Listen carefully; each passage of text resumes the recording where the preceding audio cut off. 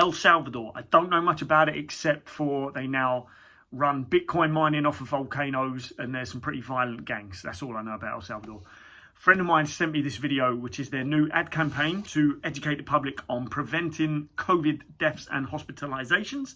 Let's compare this video to the UK's and the America's messaging. So it's all in El Salvadorian or Latin. So if you can just about read the subtitles, I'll try and talk along as we do it. But it's fascinated me. It really has. First sentence, a healthy lifestyle. Where have you heard that from the UK government's messaging? I haven't. They're listing the comorbidities, older adults, people with obesity, high blood pressure, diabetes, chronic illness there. Are they allowed to say this stuff? They're allowed to say this? Are they going to get, is the El Salvadorian government going to get kicked off of Twitter for this video? Maybe. The groups at most risk of mortality. They're educating people. If you fall into this bracket, you are at higher risk of death or hospitalization from COVID-19. It's a message some of us have been saying all along. Try the following recommendations. Let's have a look. Maintain a healthy and balanced diet. Love it. Perfect. Cool. Try to hit your ideal weight. Subjective. It's a short video. Get outside. Get fresh air. Get sunlight. They're talking about vitamin D. We know vitamin D is essential. Most people who suffered the most in the early stages of the pandemic were extremely deficient in vitamin D. And we're in the UK, we don't get vitamin D. El Salvador's talking about the importance of vitamin D, a country that probably has more vitamin D in a day from their sunlight than the UK gets all year, you know, and they're talking about the importance of it.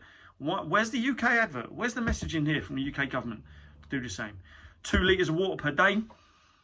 COVID was shown to produce blood clots that got caught in the kidneys. So if we keep kidney function high, I won't go too deep into this stuff on this video. Keep your kidneys healthy. There we go. Talking about kidneys. Cut down on stress.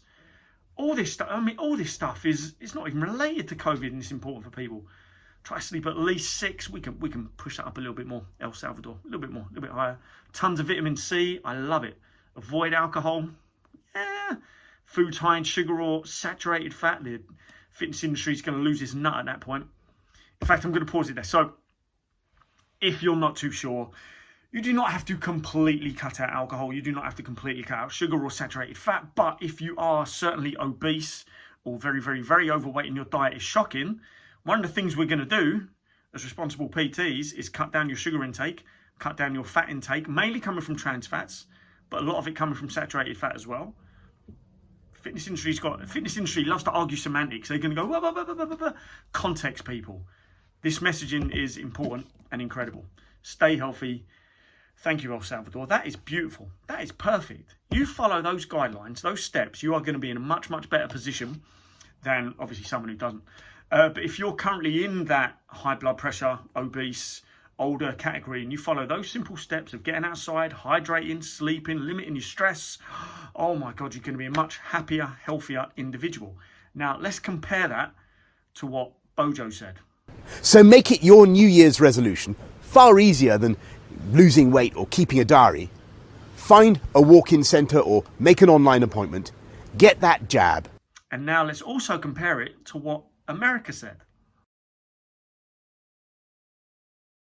Which government is currently coming across like it cares more about its people? I'm moving to El Salvador.